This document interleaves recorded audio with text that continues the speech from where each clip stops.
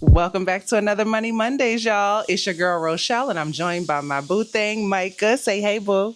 Hey, everybody. We have a great topic for you guys today. Today, we are going to be talking about something that's been showing up and trending, a topic called soft saving. Have you heard of it, boo? No. It's something that you and I do and have always done, and I'm just now realizing it. So, the topic is soft saving. Should we be living for today or saving for tomorrow? And one thing that Micah and I have always done is saved but spend responsibly. We have things that we are considering non-negotiables, I think. And so we're going to talk about how we still budget, pay off debt, save money, but still live our best life. Is that a good topic for today? Okay. Okay. So apparently younger people are more focused on enjoying life now rather than saving aggressively for the future. So let's talk about what we agree with, what we don't, and how we approach it in our marriage. So if we're talking about soft saving, what the definition formally means is that you are prioritizing your lifestyle now. So that means you are traveling, you're giving yourself flexibility, you are doing the experiences instead of waiting to do them later on. So maybe you don't save traditionally or invest the way as aggressively as you could. So it's basically the opposite of the fire culture that you see out here. And for anyone who doesn't know what fire is, it's that financial independence, retire early mentality. And I feel like, me personally, I'm going to ask you where you think we fall in this. I feel like we fall in the middle. We invest responsibly. We always, sign up for whatever things are offered through Micah's job, through my previous jobs. I still invest, not retire. I still invest. But what do you think? How do we make it our way? So I think personally, I'm more on the fire mindset as far as pay everything off before, you start to enjoy like your money, this, that, and the other. And I think that was a discussion we had early on because I originally used to do the budget, and I know Rochelle was more so on the other end, and that was one of the things we kind of compromised on, and we more so are in a space now where we spend money, do trips and things like that before we are debt free. And you don't think that you have something to say, you have something to do with that? I feel like you believe in work-life balance too. I feel like you are always like so good with money, but then you also are really good about setting money to the side to buy nice things for yourself when you want and taking that occasional trip. Because it's not like when we say travel, we travel like once or twice a year. But yeah, so I think that you are really more aggressive with debt payoff for sure. But I also think that you leave time for play. Yes and no, but I'm in a position where I don't know. I'm trying to figure how to say this. Like if I'm doing something, or like my motto for like spending money, or like if we were going on a trip, I would like save up twice as much. That way it doesn't hurt or anything like that. Right. That's my, I always pay it forward beforehand. So, but that's for more so of a no debt mindset, I guess, if you would say. Yeah. Yeah. Yeah. No, I agree. I think that one thing that we have done and gotten better with over time with our travel, because I pretty much use travel as the example, because I don't know what else we spend our money on other than food, our kid. And yeah, so those are things Yeah. that you would have to spend on anyway. Right. But travel is like the thing that we still do. So for travel, I feel like the thing that we do best in 2025 when we travel is we have cash flowed it entirely. Like we don't come home to bills. Yeah, and I think in our situation now, travel has become more of a necessity because we are so far away from our family. Yeah. And our families in different places. Some's out of the country, live out of the country. Some live in mainland United States, which we're in Hawaii. So anybody we go to see, we're taking a long trip. And if we're going to take that long trip, we might as well have some enjoyment out of it because we're paying for that plane fare anyway. Yeah. Okay, so that's basically where we stand on the soft saving thing. Now let's talk about our season of sacrifice versus enjoyment. So I think that we also too have these seasons where we like really go gazelle intense and we do things really hard. And I feel like 2025 is kind of like the season where we're ramping up to be really strict with our budget again and save more and definitely pay off everything as quickly as possible. So, can you talk about a season where we have been super frugal? I know that word used to start some stuff. Okay, you want to talk about real money conversations. Micah did not like for you to call him cheap or frugal. Do you remember that? Oh, you were always calling me every 5 seconds. You so cheap, you so frugal. This budget's so tight, we can't breathe. This and the other. But for me, that was realistic, and I didn't. I had to learn that for everybody, it's not my view of budgeting saving wasn't realistic for everyone. I could eat a can of beans every day, or and rice, and this man love a good steak. I do love a good steak, and I make the sacrifices in my life and in my budget so I can enjoy it debt free. But that being said, what was the original question? So what season do you remember that we've had where we like really were super frugal? I think one season was the job that I have now. I had to go through a lot of screening and things like that, and we really had to clean up our budget. And so we cut a lot of the extra fat out just so we could get our credit up. Any late payments or anything that was behind, I think at that point we really cleaned everything up. And since then, which is probably 10, actually I could say about 12 years, I don't think we've ever had a late payment with a creditor or anything like that. It's become normal. Yes, so I think it speaks to what you were saying earlier about it didn't feel cheap. It didn't feel frugal to you because it was your lifestyle before you got with me. So then when I saw how frugal you were, it felt restrictive. But funny now. Not frugal, responsible. Responsible. See, he really be triggered, y'all. His trigger words, okay? But now it's funny. Like now I am the one that's like, how much is that Nintendo? We don't have no money for all that. That's gonna have to wait. But no, I have to like pull back. So finding that balance of, yeah, you know what? Michael was right from day one. Let me just do my version of it and meet him where he is because he's right. And I think that takes a lot of communication. And I think that takes a lot of being real with yourself and your ego to realize you might have been living your whole life this whole time, the first 20 years, and you were wrong. Maybe you just weren't taught about money. Maybe you just weren't responsible enough with your money, and you can fix it. It doesn't have to be like forever. And I think that's something that's a whole nother topic I can dive into on it in itself, is just money mindset. And you are who you hang around. You are who you speak to. And when I say hang around, I don't just mean friends. I mean family members. And it just touches so many different parts of your life. Your coworkers, your whoever you spend time with on the regular. If they don't have the same money goals or money mindset that you do, you may find yourself struggling. And it shouldn't feel better. Yeah, and I think on my end, I had to learn something too. Like I can't come and like beat the family over the head with the wallet and like, well, what, you're buying this? Did you save for this? Is this a planned expense? How long ago were you planning on this? Is there money in the bank for this? We don't have the money, and sometimes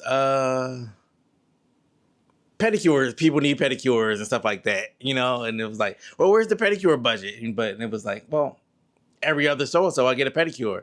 And, stuff I had to learn as a husband, And then now I don't even go to that stuff. It's just so crazy. It's so crazy. And I will say the last piece of this for this section, just in terms of heavy hitting it hard seasons, we saw the benefits. Like when we paid off our house, when we paid off the car, sold the car back, when we made like those huge strides in our debt-free journey, it helped us so that now that we are in debt again, we don't have those things plus this debt. And so like we already know what we need to do. So it feels this is our new norm, is to get debt free and stay debt free. And I think that is going to be like, I hear a lot of conversations. I remember Natural Fit Nurse years ago talked about like, what do you do next? Once you're debt free, it gets kind of boring. Yeah. And so even when you're paying down debt, it's boring, because it's long term, but you got to be ready to just stay debt free. That might be harder than, knocking the debt out. So I feel like we have celebrated our wins, our successes, and we are excited to become debt free again. Yeah. We've been debt free twice in our relationship. And I think, this third time is going to be it. We ain't going back. I ain't going back. And to circle back about the pedicure thing, we weren't walking around with jacked up feet. we had pedicures at home. We got like all the stuff, and we was doing our own pedicures and stuff like that. Even to this day, I'd rather pay Eva to do my pedicure. Like, she don't know it yet, but I'm going to be booking an appointment with her. 2 appointments. Yes. And we made sure that, we set aside money in our budget to buy all the things. Like when I say I'm so unhappy with the pedicure experience, period, I've gotten pedicures everywhere. Nobody is really doing all that great of a job. I want a pedicure at home where I can watch my shows. In the comfort of our own home on some good Wi-Fi, eating the food I want to eat. You know what I mean? Like spending time with my daughter. And I'd rather pay full price for that experience, Yes. And she does a good job. She does an excellent job. Man, don't be ashamed to get your feet done. Okay, section 3. Let's talk about how we are budgeting for now and later. So some people, I talk a lot about a zero-based budget, but I guess more so we are really a value-based budgeter. Explain that, please. That means we place value on the things that are important to us. So it's important that we pay down debt. It's important that we rebuild our savings. It's important that we cash flow expenses that come up, even those unexpected ones, so that we can plan for the things that we really want to do with our money. So I think that, you can't just constantly just look at a budget and be like, okay, we have $1,000. These are the 3 things we need to get done. But then that there's something that's important to you. Like, it's important to you to have money this month for this Nintendo Switch. I can tell because you brought it up for one. I'm doing. I did have it saved. He does.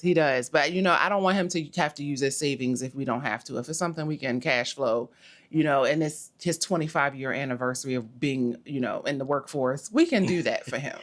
But I think that again, comes along with just talking about what's important. So what might be important to me is not important to Micah and vice versa. I don't care about a Nintendo Switch. I care that Micah cares about a Nintendo Switch. You didn't let me finish.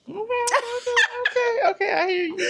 Like, so it's just, you're talking about things I didn't even know what they were until I met Micah. So, it's just like, we get one, So, but I think that it's important to start having those money conversations to see what you value. And what I see.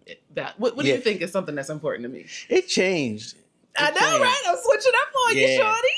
Because she used to be a Louis Vuitton lady, but now she talk about, the quality not the same as when I was getting them years ago. And how long have I been saying that? Like, I've been saying that for a few years, like 5 years. Since we moved here, I've been talking about how bad luxury items are nowadays. I don't feel like they're the same. They're selling us the same stuff.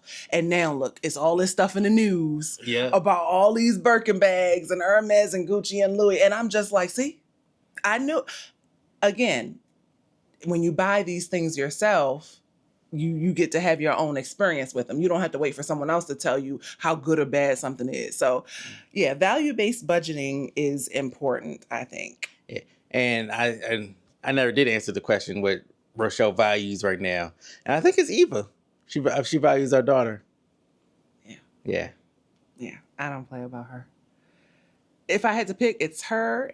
Not pick, but if I had to make my value list, it always starts with YouTube and then travel. Really don't care about anything else. I don't need stuff. I don't need. Financially wise. Money wise. Money wise, those are the things I, budget for monthly. Okay, so we're probably skipping some of that, but what advice do you have for couples right now? Anybody just starting out, maybe they've been together forever, but they haven't combined their finances. And when I say combined finances, that doesn't mean like you're combining your bank account, but combining your money conversations, like having your own plan for your money and you over there with your own plan. What advice would you have for any type of couple? Number one, have the conversation early and often. Um, and it's not always going to be a peaceful conversation. Money topics get heated. I know we've had heated conversations about money, and it took us a long time to find out something that worked for us. I feel like, but don't be afraid to have that conversation. If you love and care about somebody, having that conversation, even though it may start a little strife, it will keep the peace long term because you set expectations, which at the time may not feel realistic to you, or at the time may not feel realistic to your partner. But you got to find out what works for you both as a team, because that's what you are. You're a team. Your family. You might even call your family a company. Sometimes you run your family as a relationship, but sometimes you got to run your certain parts of your family as a company and make business decisions together as a team. And let me tell you, I remember the very first time I tried it your way, the Micah way. It was painful, but then I saw that money piling up in the bank account for the first time. Like when I saw like our bank account, this shows you, the money story I had before Micah. When we hit 4 digits of savings for the first time, that was the first time for me. And I showed it to you, and I saw your reaction. Like Michael was like, "That's what I'm talking about." Like he was like, "That's a norm for me." Let's triple that. Let's grow that. Let's do it. And I was like hooked. Like he didn't know it, but I was like, I need to see our bank account looking like that from now on. Like he made a believer out of me. So that's the benefit of trying it. Somebody else's way. It might work out, and you might find out that that's your wave too. Any last words? I don't know. I guess. Oh, I guess we're gonna be doing this weekly. I guess. Yeah. So let us know what you want us to talk about, because it always ends up. What do you think the viewers want to see? But just tell us. What questions do you have that we might or may not have some insight, or maybe we can open the question up to everybody, so that in the comments they can give good advice, because this is a group thing. On top of our team financial thing, this is a group thing. I think money should be shared. Money, knowledge, wealth, and everything should be shared as a community. It doesn't do us any good just to hold on to information if we feel it can benefit others in the same way. So I think as a community, we got to get better. Yes. And I think a part of it comes, like, you have to get over the embarrassment and that whole stigma of don't talk about money. And I think that's something that Tanisha and I have done for years. Tanisha, Fun and Budget. You got to get over that. You can't, and I think once you get over it, you realize it's no big deal at all, actually. And so, let us know in the comments, are you a soft saver or are you a hardcore budgeter? Especially when you're talking about paying down debt. I feel like I have always talked about budgeting from a diversity viewpoint. So I always love to diversify our income and diversify our spending. It's nice to send $1,000, every week to debt to pay it off. But if I have no savings, that makes me nervous. Or if we don't have enough money in our spending bank account to cover all of our groceries and toiletries, you're actually setting yourself back. And I've just learned that doesn't put us where we want to be. So we've had to learn how to be more strategic. What that means is, okay, I'm going to kick it into high gear and I'm going to make a little extra this week so that we can still make that $1,000 payment, but still have our needs covered. So that's the hustler in me. That's the grinder in me. And also in Micah, he don't play about picking up and doing whatever, making some extra money in this debt-free journey. I can't wait for you guys to see like the relaxed version of us, because baby, I work 3 jobs, okay? Minimum.